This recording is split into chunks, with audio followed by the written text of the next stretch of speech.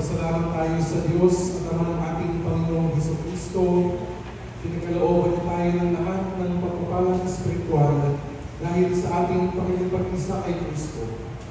Purihin ang Diyos magpasawalang hanggan.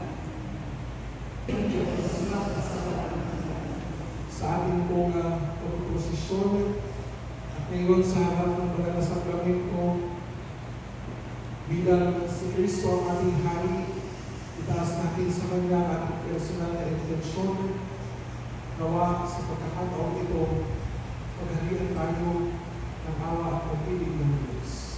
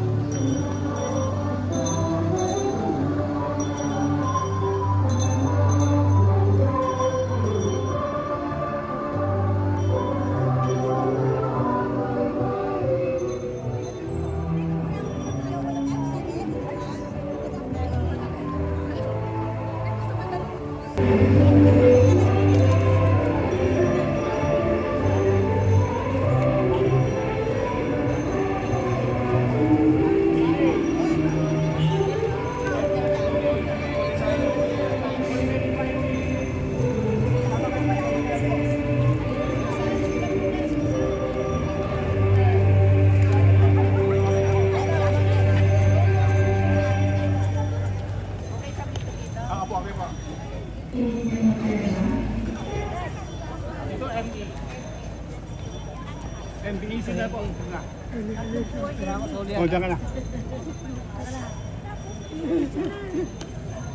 Dito na ang BBC. Gitna ko motel. Kasi nakatayo kayo.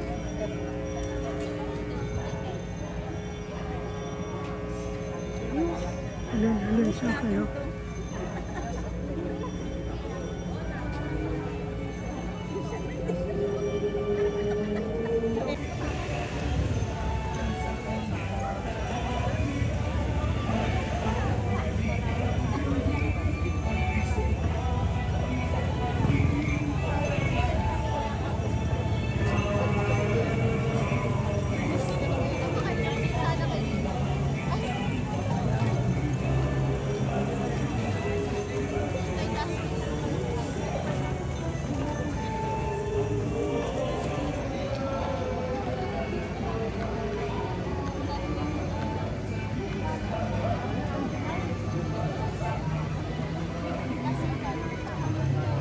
Alin siya kayo.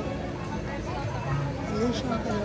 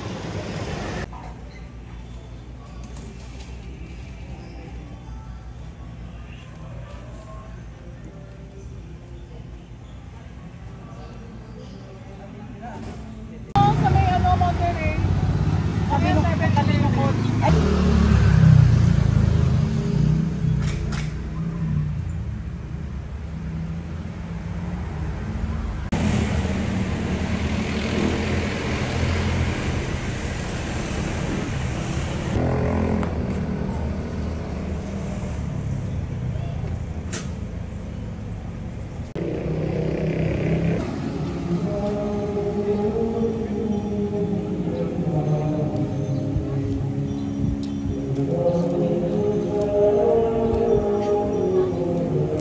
po. Tanong ko lang po kung nakapag-work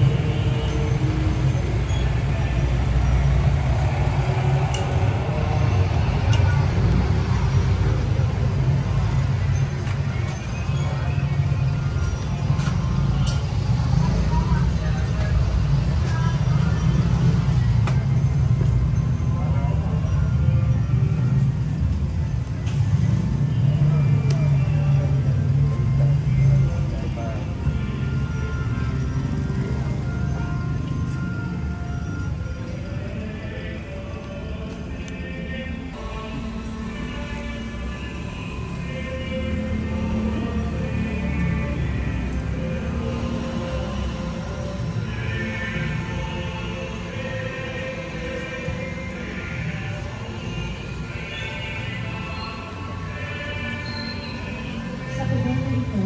Ipagdarasal natin ang mga magulang at mga mag-asawa sa ating parokya.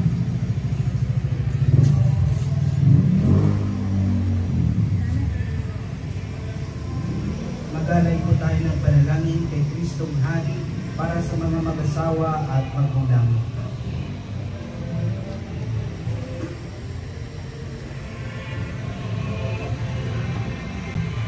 Panginoon, aming Kristong Hari, kami po ay nagpapasalamat sa iyo sa walang sawa mong paggabay at pagtulong sa amin, lalo higit sa mga magulang at mag-asawang narito ngayon na ikaw ay pinararangalan at sinasamba. Hinihiling po namin na patuloy mong basbasan ang mga magulang at mag-asawa dito sa aming parokya. Maging huwara nawa namin ang iyong ina na si Maria at ang iyong ama dito sa lupa na si Jose sa pagtataguyod at pagpabanal ng pamilya. Amen. Basbasan mo ang aming mga magulang at mga mag-asawa sa parokya at ipagkaloob mo ang aming kahilingang Kristong aming Hari. Amen. Amen. Lord po.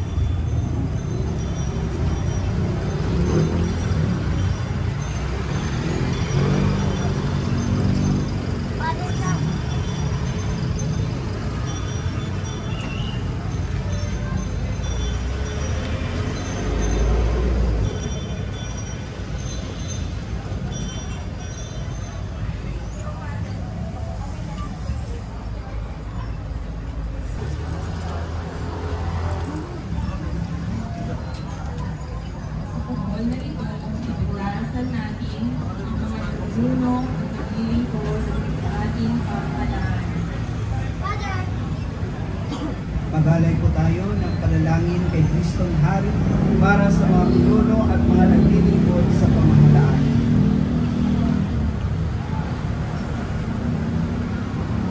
Magalangin Panginoon, aming Kristong Hari, kami po ay nagpapasalamat sa iyo sa walang sawa mong paggabay at pagtulong sa amin, lalo dito sa mga pinuno at mga naglilingkod sa pamahalaan na narito ngayon na ikaw ay pinakarangalan at sinasamba. Hinihiling po namin na gabayan ninyo ang kanilang mga isipan sa pagdedesisyon sa mga programa na makakatulong sa lahat ng mga higit na nangangailangan sa buhay.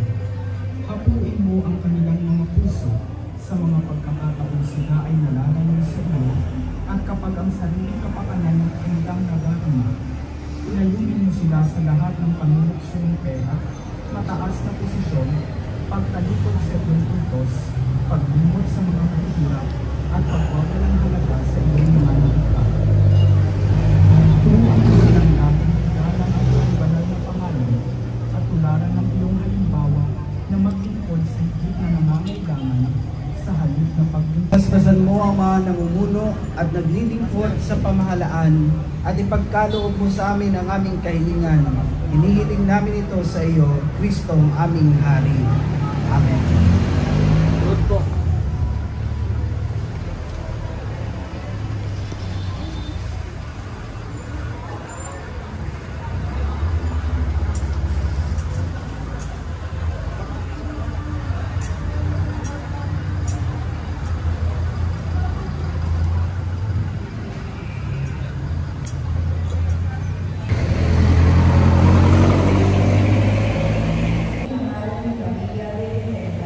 Purihin si San Jose ang kanyang kaligis-ligisang esposo. Purihin si San Jose ang kanyang kaligis-ligisang esposo. Purihin ang Diyos sa kanyang mga anghel at mga santo. Purihin ng Diyos sa kanyang mga anghel at mga santo.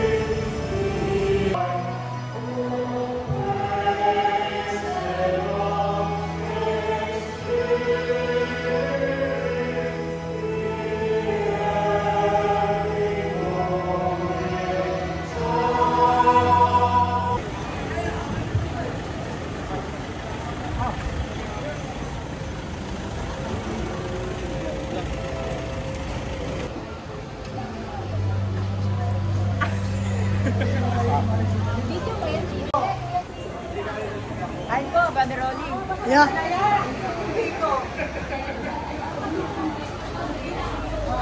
Congratulations. Bro, smile. You're on camera. Hi. Where's the cook?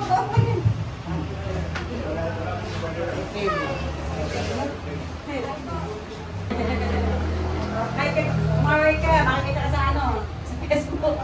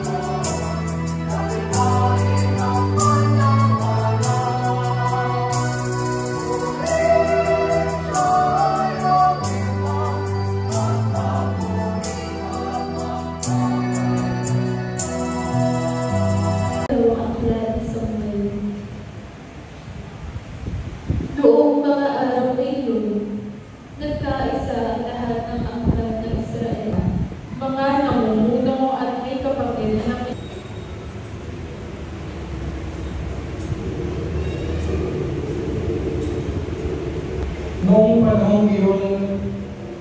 si Jesus ng mga pinuno ng bayan. Anita, lapitan at inalok ng maasim na anak. Sinabi nila, kung ikaw ang hari ng mga Hudyo, iligtas mo ang iyong sarili. At sinabi niya, Jesus, alalahanin mo ako kapag naghahari ka na. Sumagot si Jesus, sinasabi ko sa iyo, ngayon din isasama kita sa paraiso. Ang mabuting balita ng Panginoon. Pinupuri ka namin, Panginoong Jesucristo. Atin ay ang kalendaryo ng simbahan. Ngayon ang huling linggo at next week magsisimula tayo sa panibagong taong pagliturhiya ng simbahan. At kapag tayo po ay nagsisimula sa bagong taon pagliturhiya ng simbahan, tayo po ay pumapasok sa panahon ng Adviento. Season of Advent o Advent season. Ibig sabihin, kapag pumapasok tayo sa Advent season, malapit na ang Pasko. Mga ka-pressure, pagkatapos na rin yung taon, mag-prepare naman tayo sa holiday season, sa lahat sa kapanganakan ng ating Panginoon Jesus. Pero alam niyo po, ang dating kaugnayan, pangalawang K ay kaayusan, ang pangalawang K ay kawang-gawa sa tao. Na siya yung hari na palaging pinapaalala ang kanyang relasyon sa mga tao. May kaharian ng kapayapaan, kababaang loob, katauhan, awa, at tunay ng napagmamahal. Kung siya talaga ang hari, hayaan natin siyang maghari. Hindi lang dito sa altar, kundi sa mismong buhay natin. Tandaan po natin, tatlong K, sa paghahari ng Diyos, tayo ay may kaugnayan sa Kanya. Sa paghahari ng Diyos, may mangyayaring kaayusan. Sa paghahari ng Diyos, siya ay may kawang-gawa para tayo isa. Amen. Mapagmahal na Diyos, pag-alawin mo kami iyong simbahan, tungo sa tapat at pagsasabuhay ng aming pinupuri, bilang pari, hari, at propeta. Hari ka nawa ng lubusan sa aming buhay. Mapagmahal na Diyos, alagaan mo ang aming mga lingkod bayan, kilalanin ka nawa nila bilang hari sa kanilang tapat na pagpapatupad ng mga batas. Manalangin tayo. Ama, maghahari ka nawa ng lubusan sa aming buhay.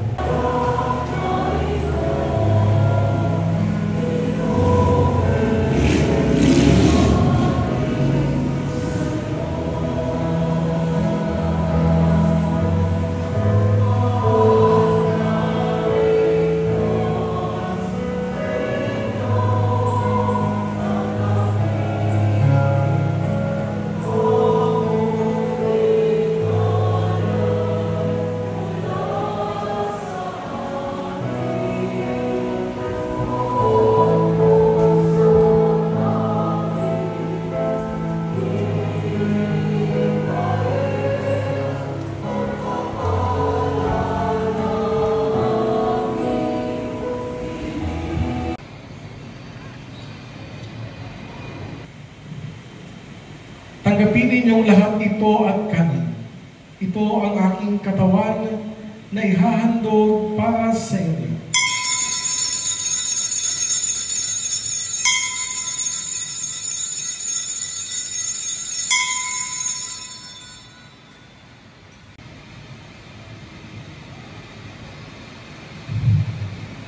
Gayun din naman ang matapos ang hapunan, hinawakan niya ang kanis. Muli kanyang pinasalamatan, iniabot niyang kanis sa kanyang mga alagad at sinabi,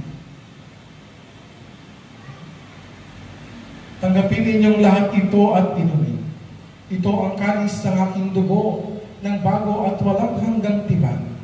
Ang aking dugo na ibubuhos para sa inyo at para sa lahat, sa ikapagpapatawad ng mga kasalanan. Gawin ninyo ito sa pag-alaala sa akin.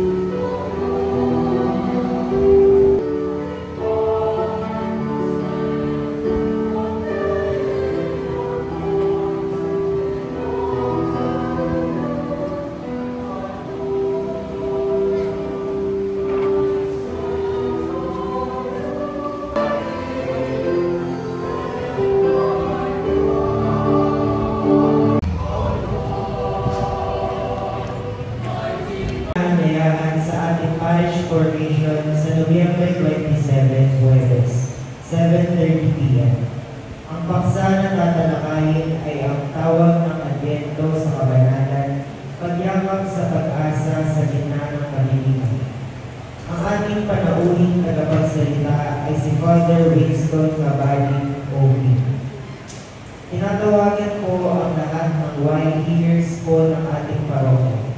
Mayroon po tayong reunion o youth encounter follow-up. Sige po, meron na kayo para tuloy-tuloy po tayo.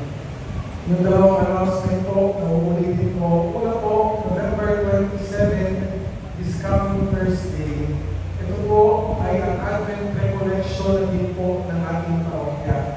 Kaya po nag-announce, meron po tayong parish formation. Ito na rin po ang ating Advent Recollection. Kaya lahat po kayo ay inibitahan namin makadalo sa ating Advent Recollection, November 27, pagkatapos po ng 6:30 p.m. ng isa. Ang ating pong panahon ay Senator Father Winston Carolino, isa pong exorcist na Archdiocese of Manila, at ang kanyang i-share po sa atin ay patungkol sa kabanalan at pagpaglaban po upang manatiling banal. So lahat po tayo ay inaanyayahan. Pangapunta po, ito po ay sa November 27, this coming Thursday, pagkatapos po ng 6:30 p.m. ng isa. Pangalawa po, maraming po nag-announce sa November 29 naman po ang Suko for Ecos, Hato Fiesta, Hato Saya. Ito po ay para sa mga pamilya, kung naghahanap po kayo ng bonding for pupuntahan sa Sabado, you can join our fundraising for Ecos, Suko for Ecos, sa November 29. Ang registration po ay mag-start ng 2 p.m. At ang ticket po, nandiyan po sa labas, makakabili po kayo, nandiyan po sa labas. So maraming salamat po sa inyong tulong at suporta sa ating fundraising para sa ating kapistahan. So yun lang po, muli, November 27, Advent Recollection ng tayo. At sumayon. At papalain kayo ng mga pamilya ng Diyos Ama at ng Espiritu Santo. Amen.